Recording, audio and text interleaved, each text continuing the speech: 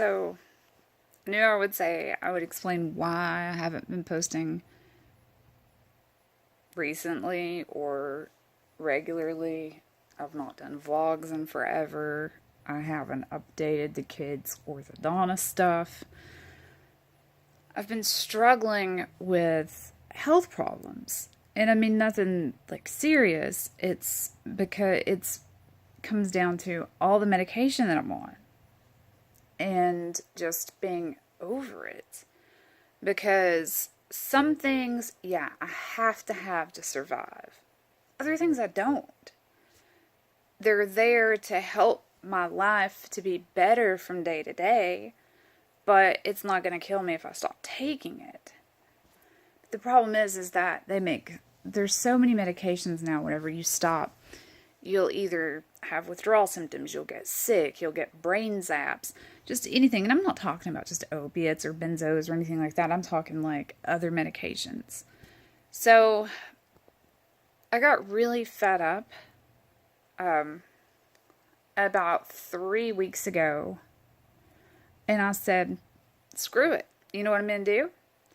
I'm stopping every medication that I don't have to live. Because I do have to have, there are certain medications I have to take to live. And I'm going to do this. It's going to take some time. It's going to take some recovery because I know, like, even stopping, I was on this weird antidepressant mood stabilizer. I don't really remember what it was. I was very young, 17, maybe 18.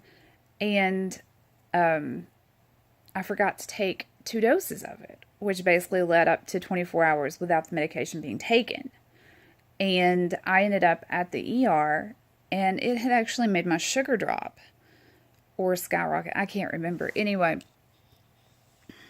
so I spoke with my doctor.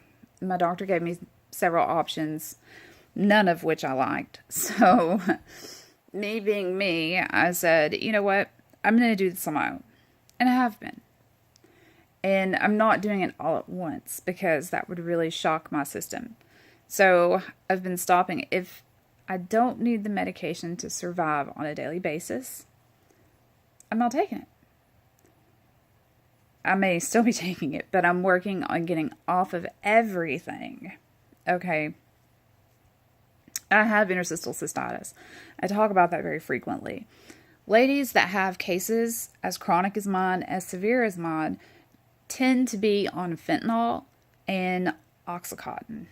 Well, guess what? I have never been on either. I just... hang on just one second.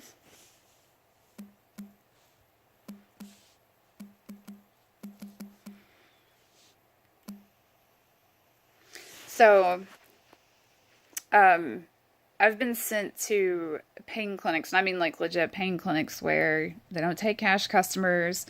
They don't take somebody just coming in with x-rays or MRIs. Like, you have to have a doctor referral. And when I go, like, I went to one several years ago, and I mean like a long ass time ago. And so, I told them, I said, I want to try everything I can without having to start on pain meds. Because my father had been in a pain clinic since I was 16. My father cold turkeyed fentanyl and Oxycontin using CBD drops. And he takes nothing now. And now there are several things out there that help with chronic pain that is a much safer option, that is not addictive, but you know, you have to understand that when you go with a more natural route, you have to make sure that you get the stuff built up in your system because it does take some time. And it really only helps people who legitimately need help with the pain and aren't addicted to the high.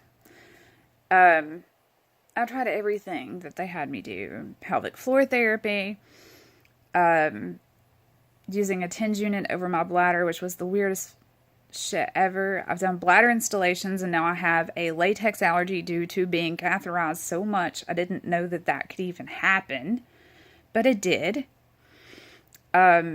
I used to wear this bracelet that my daughter made me that was made with rubber bands that were latex, and I wore it forever.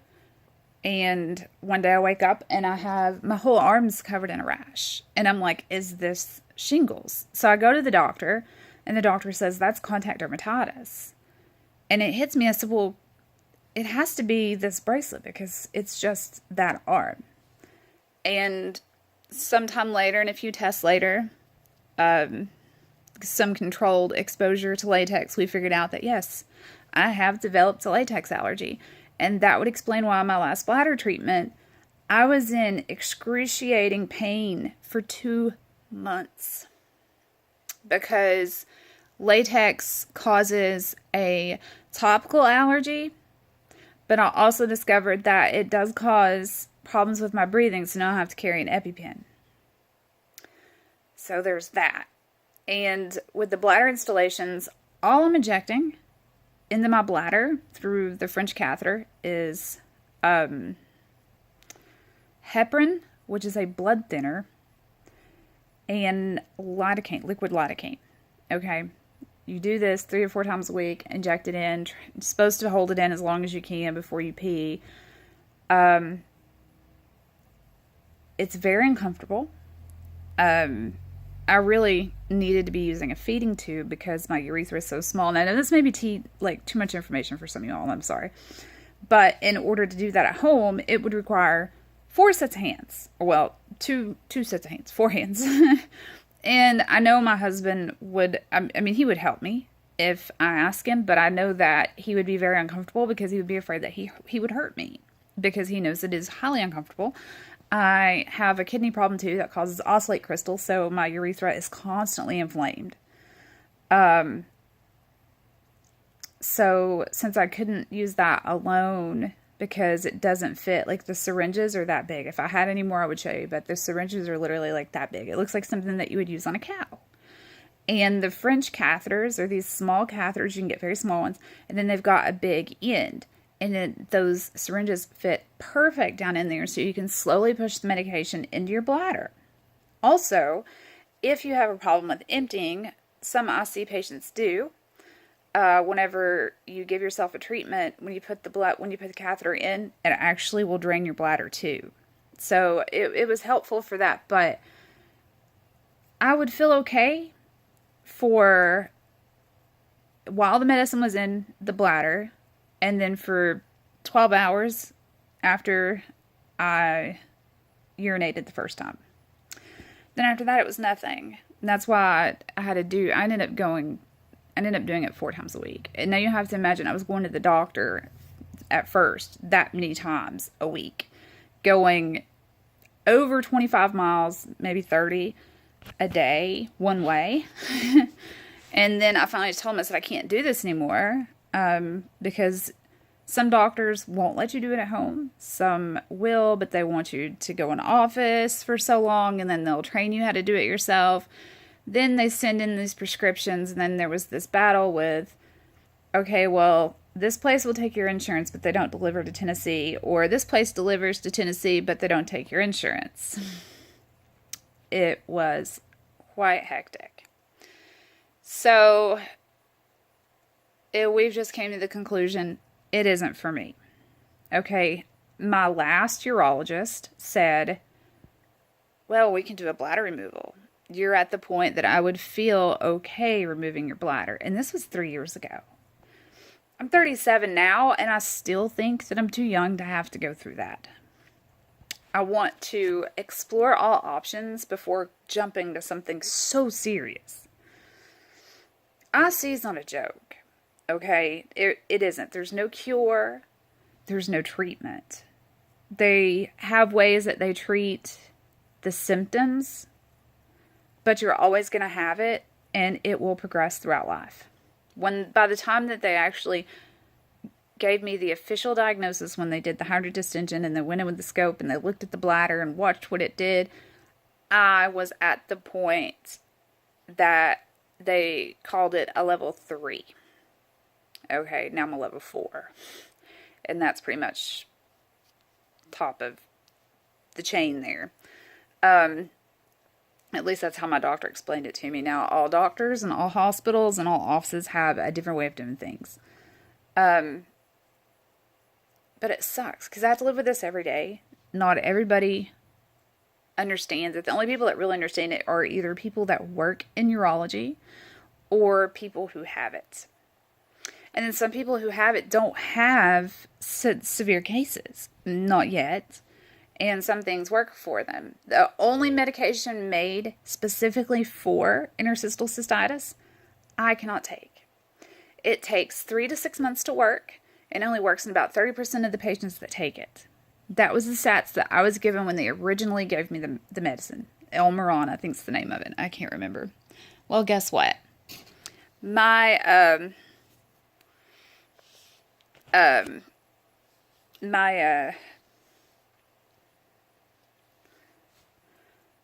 I just totally lost my train of thought.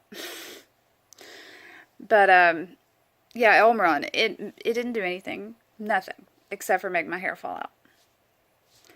And I got to doing some research online, and that is a common problem. So I quit taking it. And so now I use stuff called Pre-Leaf, which is a dietary supplement made by the same people that make Beano and Lactaid. And what it does is it reduces 95% of the acidic properties of foods. It works wonders. So this bland diet that I try to stay on, I don't really have to be 100% committed to it now because guess what? I can take Pre-Leaf and eat some hot wings if I want to. Now, it doesn't mean that I'm not going to have any kind of discomfort, but it is nowhere near as bad as it was. I can drink a soda and take a Pre-Leaf and not have the problems that I had before. I get so bad that I distend outwards, which is, I was first told not possible. And as time goes on and they're learning more about it, it's common. And I look pregnant. So if you ever see me full length, because I know I do some summer videos at the pool and stuff, and I look a little swollen, it is my bladder. Because I promise you, I'm not a big woman. I'm 5'5", 120 pounds. No, I'm sorry, I'm 5'6", 120 pounds. So, dealing with all this for so many years and having kids and just, you know, I eat a certain way and certain things I avoid. I just got so sick and tired of carrying around a backpack to make sure that I've got all the EpiPens that I need for myself and my kids, to make sure that I have all the medicine that I have to take throughout the day, because I'm supposed to take this one stomach pill 4 times a day, which that I'll have to stay on. But, I mean, just taking all this crap with me everywhere, and I'm so tired of it. So I did a lot of research, talked to a lot of people, switched doctors around, and finally found doctors that were very supportive of me wanting to go as natural as I possibly can, with them monitoring me, watching me, and making sure that I'm okay. And by the way, if you use any kind of natural anything at home, make sure if you're on medication that you do discuss it with your doctor, because some medications, most medications, start from some kind of plant extract and they can interact with anything natural. So definitely be careful with that. And if you're pregnant, don't use anything natural unless you talk to your doctor, because some things can cause a miscarriage. Some things mess with your hormones. I actually am waiting on a delivery for this herb that I cannot pronounce, and that's what it helps with women, is hormones, sex drive, that sort of thing. I am almost 40, and I feel like I'm at the beginning of early menopause. I sound crazy saying that out loud, but my mother was my age when she started in early menopause, and she still had my brother at 41. She didn't finally go through menopause and all the fun stuff and get through it until she was in her 50s. So that's how long she suffered. But yeah, that's why I've been missing. It's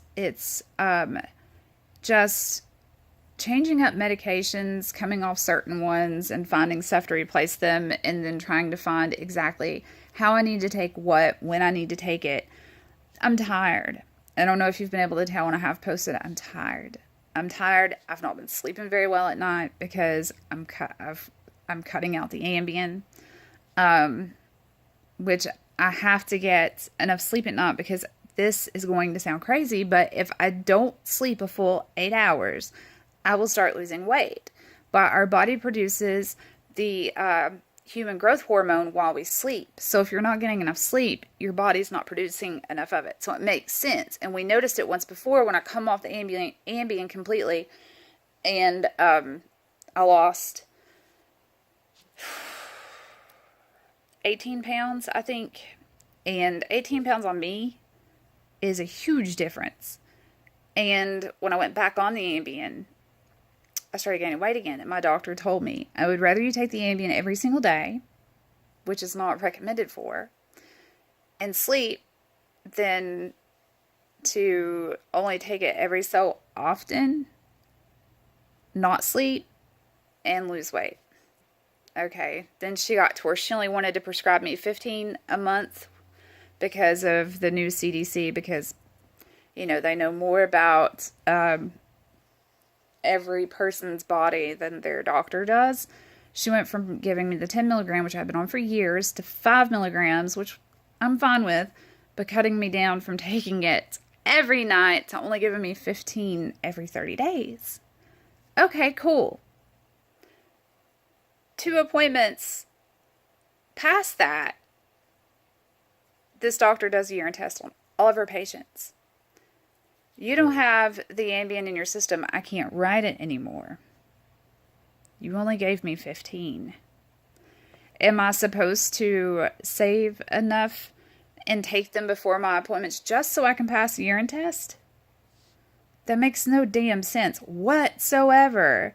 So she was like, well, you're going to have to go. And I went for a sleep study and went to the sleep center and all that shit. And a lot of my problem extends, again, it goes back to the IC. I have a hard time getting comfortable. And then as soon as I do, I feel like I've got to go to the bathroom, and I get up and then I don't really have to go, or I can't fully empty my bladder. So it's like a struggle for hours to finally get it to empty enough to where I don't feel like I have to urinate. Then I can finally go to sleep. That's why I've been taking Ambien. So I've been coming off medicine a little bit at a time and switching to different herbs and other things. And I've been using full spectrum CBD oil drops. They're 100% legal in every state. It's from the hemp plant. I've been using tinctures that are made from herbs to help sleep and to help with a few other things. Passion flower, blue lotus, all this stuff. And so far it's been good. But my body is in the middle of an adjustment period, so I feel blah. And on top of that, I'm still trying to figure out when I do have flare-ups, because you have to understand, if you don't have IC, they compare flare-ups to that of stage 4 cancer of the bladder. So I had my first bad flare-up since stopping everything. And I was eating Aleve, which I know is horrible for my stomach, which I've had ulcers before. Also, anti-inflammatory medications are horrible for IC, which is crazy to me because IC is an inflammation of the bladder wall, which ends up turning into ulcers of the bladder wall. So it's kind of, you can't win with IC. You just can't. So, I upped the dose of CBD oil, and that's been helping. I'll probably step it up another 50 milligrams when I have to order some more. So just kind of bear with me. I'm very, very tired. Some days are better than others, but that's just pretty much it. I'm tired. And until my body fully adjusts to the changes, I'm assuming this is going to be it until it does. Which, I mean, I feel a ton better now than I did 2 or 3 weeks ago. Now, people that are close to me in my life know exactly what's going on, and they've been very supportive. And I couldn't ask for any better friends that I have. You know, I don't really have a lot of close friends. I can count them on one hand, including my husband. and my ex-husband. Then there's Carla and Heather. That's really about all I talk to. My parents know, and they're just, my dad understands. My mom's been a little confused, I think, because she doesn't understand some of the stuff that I've been using. But it's, it's safe. I talk to my doctors. My doctors are fine with it. They're supportive. They just said, let us monitor you and make sure that you're okay. So that's that. That is the changes I've been making and the things that I've been working towards. I hope everybody's having a great day. I'm sorry that I've been so boring lately. I'm sorry that I've not been doing any vlogs. I'm sorry that I've not been updating about the orthodontist. Katie's in the middle of concert band now, so there probably won't even be any more band footage until the spring concert, and then probably not again until following football season. Aiden should have another band concert this spring too. So we will see. My life seems to have been crazy since my grandmother died the night before my birthday in September. Aiden has been sick on and off. This poor kid, hand, foot, and mouth disease was going through his middle school like crazy. And he caught it. Well, apparently he had strep throat. Aiden doesn't always show symptoms with strep throat, and he doesn't have tonsils anymore either. But he's not always ran a fever with strep. Sometimes he will. I've seen him run a fever of 106 with strep. And then I've seen him not have any symptoms whatsoever. And that must have been the case because when I took him to the doctor for the fever and the rash that magically appeared on his feet the first night, and he was kicking things because his feet bothered him so bad. And as we're going to the doctor and sitting in the doctor, I could see this rash getting worse on his hands. And then I noticed there was another rash too that didn't look like that rash. So I was talking to the doctor and she was like, well, this is hand, foot, and mouth. And she shined a light in his mouth. And oh my God, the poor baby's mouth was horrible. And it was on the bottoms of his feet, the palms of his hands, the back of his hands. And then he had a second rash. And she said, that's a prickly rash and that looks like scarlet fever rash. I'm going to go ahead and just swab him for strep, even though he doesn't have a sore throat. He tested positive for strep. So he had all that going on at once. That was before the flu in September. And then he's had the flu again recently. We had it together. So, life's been crazy. I still miss my grandmother. I don't know. Everybody says it'll get easier. And though it seems to, I still catch myself wanting to call her. But that's where I'm at, and this is everything I've been promising you guys, so I will get a little bit better and more regular here in the next couple of weeks, I hope. Anyway, love you guys. Bye.